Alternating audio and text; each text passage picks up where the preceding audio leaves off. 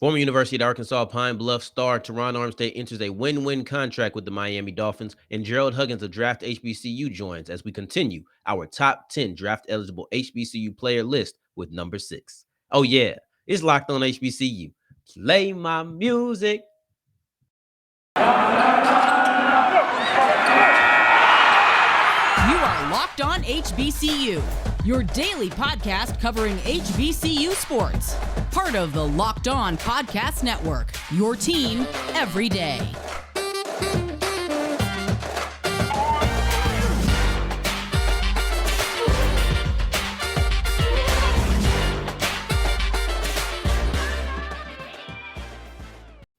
What's going on, family? Welcome back to another episode of the Locked On HBCU podcast, your number one daily one-stop shop for everything HBCU athletics, Monday through Friday, part of the Locked On Podcast Network, your team every day. And I, of course, am Darian Gray, a.k.a. the Mouth of the South, Texas Southern alum and former TSU Herald Sports editor. Thank you for going on this journey with me, making Locked On HBCU your first listen of the day every day. And today's episode is brought to you by BetOnline. They have you covered all season with more odds, props, and lines than ever before. BetOnline, where the game starts. And Terron Armstead just signed a contract with the Miami Dolphins in a contract that I think is honestly a win-win. I think both sides get a lot, and both sides brought a lot to the table. He signs a 5-year, $75 million contract, and he has the incentives to be able to get to 87.5. You may be thinking, what does this have to do with Locked On HBCU? You talking about the Miami Dolphins and Terron Armstead? Well, Terron Armstead is a former player for University of Arkansas at Pine Bluff. So I felt like with him getting his deal, and you see 15 million, it's like, oh my gosh. But I'm going to tell you why this is truly a win-win for both sides, especially when it comes down to that number and the incentives. But I just felt like with him being a former HBCU player and really being a guy who is, I think he was a part of the HBCU Legacy Bowl as well. He's a guy who I think is on the forefront of pushing HBCU athletics, specifically football. And then also he's one of the best HBCU football players in the league. It's him and Darius Leonard. Those are the two best players to come out of an HBCU that are currently in the league. So when he gets a deal of this magnitude, I say, you know what? Let's talk about it. And he's 30 years old. He's going on 31 in July. So before the season starts, he'll be 31. And I think the biggest win for him is the length of the contract and probably the guaranteed money. See, he's not going back to the Saints, and the Saints contract apparently was not matching up to what Miami offered. And they did give him a contract, but it was lower than that. It's shocking to me that they gave him or offered him lower than that, but they did apparently offer him lower than that, and you get more guaranteed dollars. Now, there's two things that I would have done differently in this contract. I probably would have given him a shorter deal, which I think the Saints probably were trying to do. I think I would have given a shorter deal for the situation that they were in. Admittedly, I'll be open. I'm a Saints fan. So let me just be very clear on what perspective that it is that I'm speaking from, not just like just an analytical side of things. I'm also speaking from a analyst and a Saints analyst side of it all. I probably given him a 3-year contract, especially with the age. Miami gave him 5. You're 31 years old and you're getting a 5-year contract that you're getting more money for.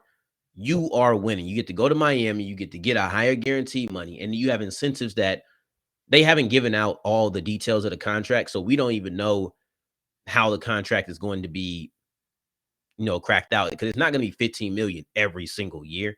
It's probably going to be some years it could be 16, some years it could be 14. Those type of things. They'll play with the contract, maybe backload the contract and things in that nature.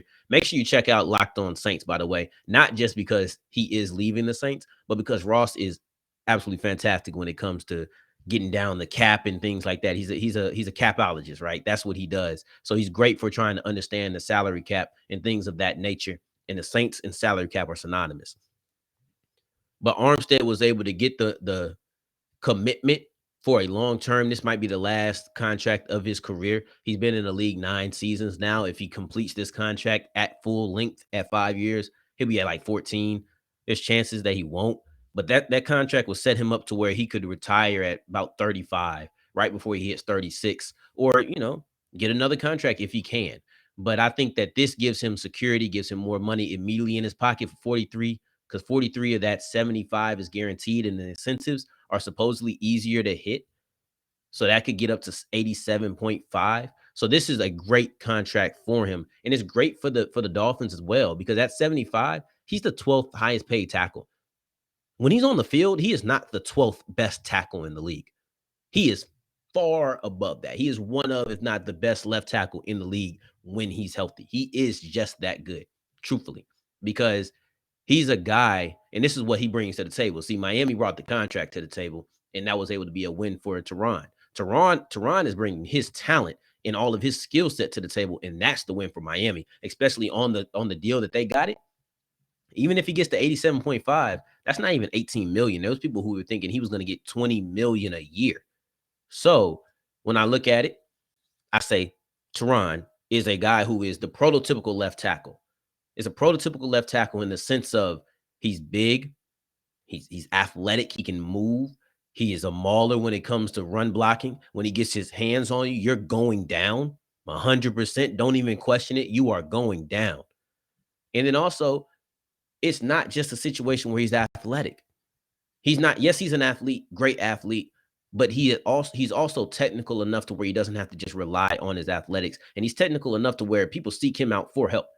He actually sits there and he's a part of the offensive line summit, and he tells people different techniques and things of that nature. So they are getting an absolutely fantastic player, an absolutely fantastic leader, an absolutely fantastic personality in the locker room. Miami is getting a lot of that at a very good price. And I think that might be one of the best things. And he exploded on the scene at the combine. He was blazing as an offensive lineman. I think he might have set the record at the time for fastest offensive lineman in combine history. If he wasn't, he was one of the fastest. And that's coming out of UAPB. And I think he is consistently put on for HBCU athletics. If you want to point to guys, don't just say Darius Leonard, because he plays a flashy position.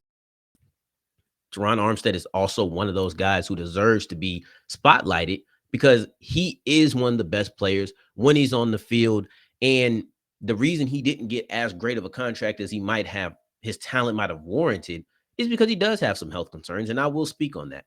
I will actually give a little bit of optimism. And this was my optimism going into the season this year. It kind of faded a little bit, but last season, the 2021 season, he missed a lot of time. And that's been something that's happened throughout his career. He's had injury concerns, and I get it. That knocks down your value a little bit. Doesn't knock down his talent, but knocks down his value a little bit. This is a little bit of optimism. The last 2 years prior to the 21 season, he played for 15 games. You'll take that. If he can play 15 games, you will take that. 16 in this situation. You might even take 15, honestly. But for the most part, he has had some health concerns. But you're hoping that his change of scenery, and he'll be able to go back to the 2 years he was before this. He's super tough. He's played through a lot of injuries. Some injuries have led to him having to miss time. But overall, you're getting a talent that is one of the best at the position that you needed it the most. You need to build up your offensive line if you're Miami. You got Terron Armstead, who is one of the best at his position, one of the best left tackles when he's playing. Terron Armstead, you're 31 with some injury concerns. You got more guaranteed money than you would have gotten, and you also got a 5-year commitment. This is a win-win situation for both parties involved. I wish him the best of luck. We don't have to play the Dolphins this year. Yes, I can say we, because I am a Saints fan. We don't have to play the Dolphins this year, if I'm not mistaken.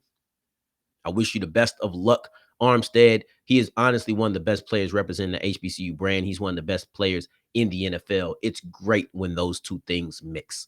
But going forward, Gerald Huggins will be joining us to talk about De'Shaan Dixon, defensive end or outside linebacker out of Norfolk State. He'll be joining to talk about how his positional versatility helps his case as far as being a prospect. But first, I want to tell you about Stat Hero, because I don't care if my bracket is busted. I try not to think about it, but they keep telling me to talk about it. But anywho, that doesn't matter anymore. My bracket may be busted, but with Stat Hero, I have the opportunity to have single game pick'ems. So with these single game pick'ems, yeah, my bracket might have went down in the first round when Kentucky lost to a 15 seed. Not heard about that at all. Now I can go bet on any of the Sweet 16 games. Now I can go bet on the Elite Eight games when we get there. And it's like nothing ever happened because there's no more long-term props. And the best thing about it is they allow you to pick your lineups kind of like a fantasy betting mix with this one right here. But they allow you to also pick your lineups that you want to go against with your own individual players that you select. So no more banking on players that you don't know.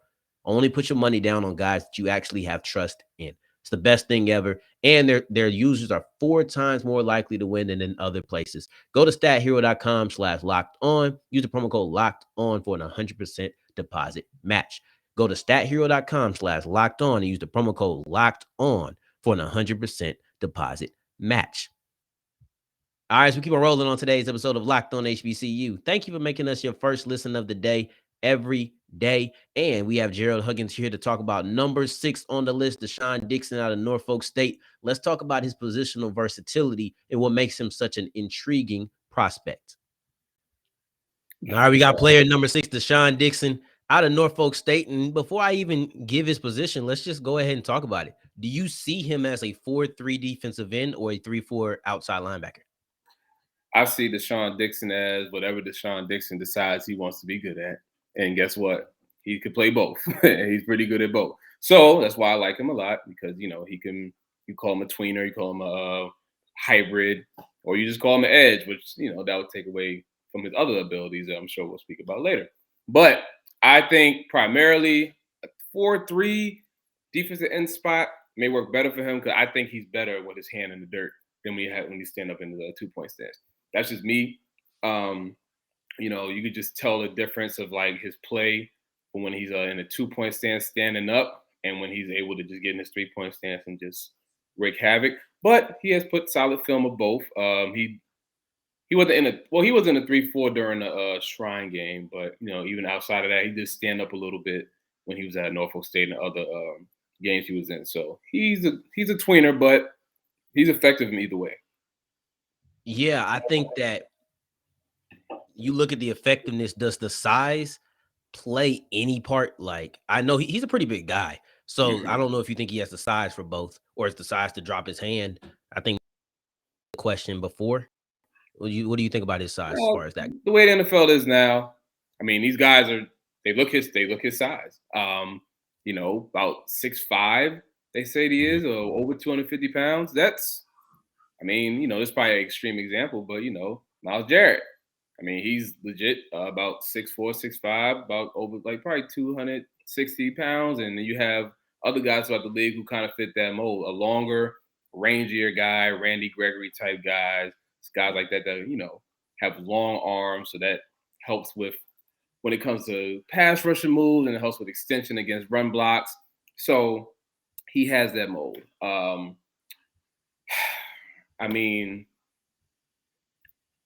When you look at 3-4 outside linebackers, the better ones, they're pretty big. They're pretty nice sized guys. I think, the best we have in the league right now, you say, you could throw Watt out there, just say Watt. I still love Chandler Jones. He's an old head, but he's still very effective. So we have, and then you have guys like Brian Burns and then like those long rangy guys. So he fits into that mold. He really does. And so he can be effective either way. And his size plays a big part into that. Yeah, and if I'm not mistaken, I think Brian Burns plays. I think he stands up, but if I'm not mistaken, I think Carolina might play a 4-3. He played both. Yep. And yeah, Carolina, so that's a pretty good. I think that is a pretty good comparison for his size translating into the NFL. I think that's a really good one. Brian Burns, if he can become that, he's doing all right. Yeah, I think he has the length of Brian Burns. I just think like Brian Burns, he's fast. His get off. Like, his get off is crazy. Yeah, he's that's elite. Like clearly all Pro Bowl elite level get off. I'm not saying Dixon can't get to that, but that's. But the size wise, yes, tall, rangy guys. Yeah. Okay. I even heard somebody say, and I thought I didn't know if this was stretching it, but I'll ask you as far as just how versatile that Dixon can be. I heard some people say in a nickel situation, pass rush situation, you could even slide him inside. So I wouldn't jump the gun there. However, it was effective in college, but as college and Sometimes that doesn't always transition to the NFL. He was more than likely the best athlete on the field and within the trenches, so he could get away with certain things that, as we've seen these NFL combines, these big guys are just as athletic as the edge guys. Yeah. These guards, these centers, these offensive tackles, they're athletic. So let's just put it like this: in a nickel situation where you are 1,000% sure they're going to pass the ball, yes. However, I just don't think he's that effective in the three technique, is what you would call, because he wouldn't play the nose. Not at all. So Not at all. Even in a dime package, never want to put him over, like right there over the center. No. So he's gonna be in a three tech, 4-eye, you name it. If he's on the inside. Against the run, would he do it to the best of his ability? Yes. But does that put him in the best position to succeed? Not so much. So if I would, he'll be a nickel guy. He can be a nickel guy, three tech and a nickel, but you have to be sure you got to be sure they're gonna pass the ball. I'm talking about 3rd and 12 plus. Yeah, NASCAR packages type of situations where you're putting all of your best pass rushers on the field. So looking at him, thinking about how he looks, what you've seen from film, what is his upside? What, I guess, his peak, if you're looking at him as at his peak, what do you think Dixon's peak would be in the NFL? So the thing about Dixon is he's been working with Chuck Smith and Coach Dez down there in Atlanta, Georgia. And they're like two of the top defensive line trainers in the country. World, if you want to call it world, cool. But in the country. I spoke with Chuck Smith, and he told me about De'Shaan, and he gave his, hey, good kid. I think he tweeted out actually not too long ago that the 2022 guys, most of them are, they have to still grow. So they need to go into a situation where they have a defensive line coach that is one of the best. So in saying that, Dixon, in the right situation, could get a Pro Bowl. Why not? And I'm talking about the best case, best situation with a great D-line coach, and he continues to work with Coach Smith and Coach Dez down there in Georgia. If he continues to do that, he puts on the size. He's already 6'5", 250 plus. So that means NFL weight is probably going to get up into the 260s, because he was on that HBCU diet plan. How that go. And that could go sometime. So he might get into the NFL and he'll put on some pounds. He could get to 270 pounds. Then we can have another conversation about putting him on the inside, by the way. But, if he gets to the point where he could get on the field, specifically just even if his first year, just if you're just in the NASCAR package, the dime package, nickel packages, just to pass rush, if you get on the field that way, I think that's big for his rookie year, because he's going to get drafted. That's why we're talking about him. So if he could at least get on the field his rookie year, I think this guy, I could see Pro Bowl in his future. Why not? 6'5", 260 plus, he has the intangibles, and he works really hard. So I'm a shooter. I could go for Pro Bowl. Why not? All right, so you just heard Gerald talk about, is he a 3-4 outside linebacker? Is he a 4-3 defensive end? And just some of the things and some of the reasons that he believes that he fits in a certain spot. Now going forward, we are going to be talking about his traits as a pass rusher and how he puts it all together. I can't wait. And when I laugh at this guy, understand I'm not laughing at his pain, but you'll see what I'm talking about in a second. But first, I want to tell you about Built Bar, because Built Bar is the best protein bar on the market, bar none. It's phenomenal. They have 17 grams of protein, 4 grams of sugar, and 4 net carbs, as well as having a bar that's covered in chocolate with a multitude of delicious flavors available to you. This could be the end of what I have to say, but I want to just give you every detail that I can about Built Bar and the amount of time that I'm given. Sorry if I'm speaking too fast, but I am excited because Built Bar absolutely tastes delicious, and I love the blueberry muffin. That is my favorite flavor of them all. You have raspberry, cookie and cream. You have mint chocolate. There are so many flavors. You cannot tell me that you can't go to built.com and not find a flavor that you find interesting. But the health benefits don't stop when they get to the Built Puffs, because the Built Bar Puffs, they have the chocolate. They have the multitude of flavors, but then they also add the marshmallow while keeping the health benefits. This just feels absolutely unreal to me, but I know it is because I read nutritional facts, and they are there. Go to built.com and use the promo code LOCK15 for 15% off your offer. All right, so wrapping up today's episode of Locked On HBCU, Gerald is going to be talking about the pass rush moves and the traits that De'Shaan Dixon flashes on film and what makes him such an intriguing pass rusher. Okay, one of the measurements that you didn't mention was his arm length, and he got. Let me make sure I get this right because these are absolutely astounding numbers, right? Mm-hmm. He has an 81-inch wingspan, and his arms are 33 inches, right? So as a person who I'm admittedly not a tall guy, I take a lot of pride in wingspans though. 81 inches is out of this world. How does he use his length on the field? So when you see him work some of his pass, well, let's start with the run because you got to stop the run before you work the pass. So when he's going against the run and he's attacking these base blocks, for one, let's start with the base block. The base block is when the offensive lineman steps directly to the defensive lineman. Usually they use this, mostly I'll say for ISO. Sometimes they use it for traps if you're the backside guy, they'll probably have to cut off the 3 tech, but that's a whole nother. That's deep into football. But I'll say that when he goes against these base blocks, he's able to get his hands in the right proper place, which is to be in the neck here, and you also want to get it to the mesh or the shoulder pad. Some people, or the shoulder people call it. He's able to get there, and once he gets there first, a lot of people don't have an 81-inch reach. And the level he was playing at, even when he went against better competition, a lot of tackles did not have the reach that he had. So once he gets locked in first, he's able to sit low, and then he has a strong leg. He has big, strong legs. He's able to press the guy back into the gap to seal the gap. So that's what a base block does. The base block is there to open up the gap on the inside or off the butt of the guy making the block. So the tackle steps out, turns his shoulders, and try to knock him back the other way. You have to squeeze it back, and he's able to do that.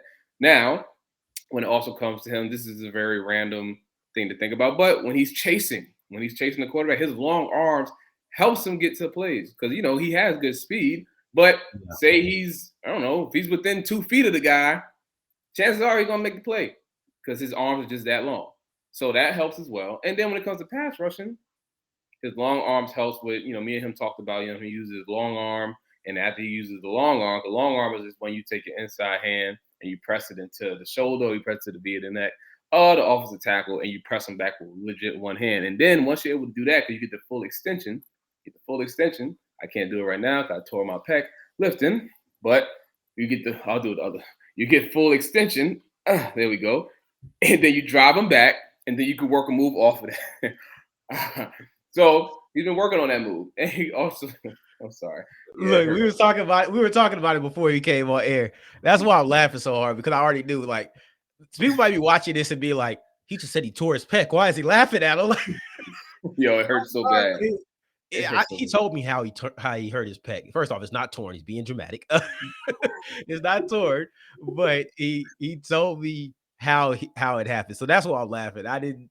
Because I was from the optics, it just looked like you hurt yourself, and I was just like, "Hey, this is funny." Yeah, I can't do my long arm right now. I'm nowhere near. Anyway, I would never probably I had never had a reach this little as Dixon. So I mean, I could do a long arm. I think I had like a 79-inch reach or 80. Well, okay. I was 6'3" though. I mean, he's 6'5", so it makes sense. So but he's able to use his long arms to help with his moves and then get extension. Even when he does the swipe moves and when he does other moves like a chop, he's able to have that extension. The offensive lineman really can't get their chest to him unless he lets them. So, but that's on him. Yeah. So I want to continue talking about these traits that he has. And I've seen a couple of your breakdowns about Dixon, and both times you emphasized his hands. What is it about his violent hands, as you called it, both times, specifically violent hands, that attracts your attention when you watch him pass rushing? When I watch him pass rush and these offensive linemen shoot their hands on him or they try to get their hands on him, the violence that he comes down with is almost like a hammer fist.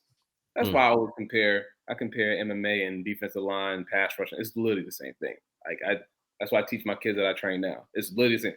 Hand fighting, boxing, kickboxing, whatever you want to call it. Whatever you do, Muay Thai, Wing Chun, no matter. Whatever you're doing, it's fighting. And he fights. Every time you get his hands on him, he's knocking it away. Inside chop. outside chop. He's swiping your hands away. He has a pretty nice double swipe. Like I said earlier about the long arm, he goes from a long arm to a chop. He made that move really clean. That's a very clean move. And then the very simple one, his club rip is deadly. His club rip is deadly. I even seen a couple push pulls. So all this to say, his hands have really good placement. So that's big when you come in with a lot of these moves. So like, if you're putting pass rushing, you ideally want to get between the wrist and the elbow when you're not going to help someone's hands away. A lot of people miss. Now, even when he does miss and the offensive lineman gets his hands on him, he's able to work counter moves. His counter moves help him also get off. So if you do a swipe and you miss and then the guy gets a hold of you, you might want to turn your hip, you outside chop, or you inside chop, or you do a hump.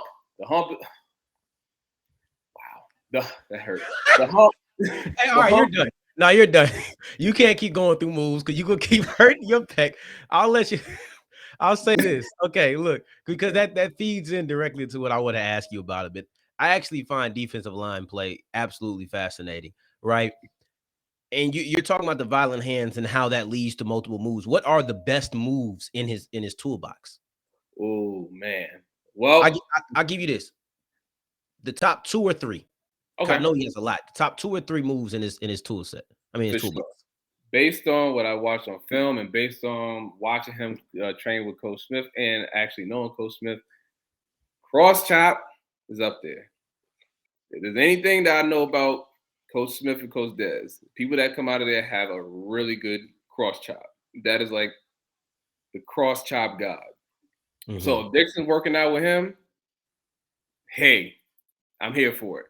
Number 2, if his long arm is effective because, well, in the name, his arms are really long. And once he does, I think that long arm to an outside chop or knockdown, whatever one people want to call it, devastating move. Okay, devastating move. And also, straight out of Chuck Smith. What's the big thing? Most trainers are going to teach this move because it's a very simple move, but it's very effective. It's just an outside swipe. So he has an outside swipe and a double swipe because he has the ability to twist his hips and run on his ankles. Because that's why when you turn your hip, you twist here, you're literally leaning on the outside part of your foot and your hips are turned. You're leaning to the ground. So he's able to swipe that and bend and run and get to the QB. So I think those are his top 3 moves right there. But the guy has so many. He does. He has multiple moves, I think. So, I mean, just random, but another one of my guys out there working with Chuck Smith and Dez is Jeremiah Kane. So, put that out there. We talked about that. Oh, yeah. But there's another guy too, but I can't say his name. Hey, that's next week, right? I just want to make sure. I'm pretty sure I know who 5 is, and it's your guy. We can tell him because it's 5. We're gonna give him some lead in. It's the problem. Sure? The problem. Sure? It's the problem. Now James. You talking about we talk about De'Shaan Dixon 6'5", 250 plus with an 81-inch reach. Mm-hmm. Let me tell you something. Let me tell you something crazier. Talk to me. James Houston's 6 feet tall and he has an 83 inch. I'm telling you right now, we're talking about it. We're talking about the length. We're talking about the pass rush set, because a lot of times knowing how a player wins can go so far in understanding how you can operate, how you can use that player. So I cannot wait. Next week, we're going into the top 5. That's my favorite number. So we're going with Big 5, James Houston, the problem. And it's only appropriate that guy is number 5. And I'll tell you why. Next week, we got Gerald Huggins, draft HBCU with us again, as usual. I appreciate you, my guy. All love, my brother. Appreciate you. You just heard Gerald break down not only his versatility as far as how many places he can be used in the different schemes that he can fit in, the upside, what is the absolute peak of De'Shaan Dixon, and then also broke down his pass rushing toolbox while detailing some of the moves that he uses to get to the quarterback. This is all great content. Make sure you're keeping it up because we are going to continue rolling every week. We have 5 more weeks of this. That's why you need to continue making Locked On HBCU your first listen of the day. And for your second listen of the day, go check out Locked On NFL Draft. Eric Crocker, Ryan Tracy, absolutely phenomenal content getting you ready for the NFL Draft in April. I already feel like, man, I cannot wait to get to April. But until it comes, I will be checking out Locked On NFL Draft. And in the meantime, in between time, you can find me on Twitter at South Exclusives. Until the next time that we hear each other, family, take care, stay blessed. Peace.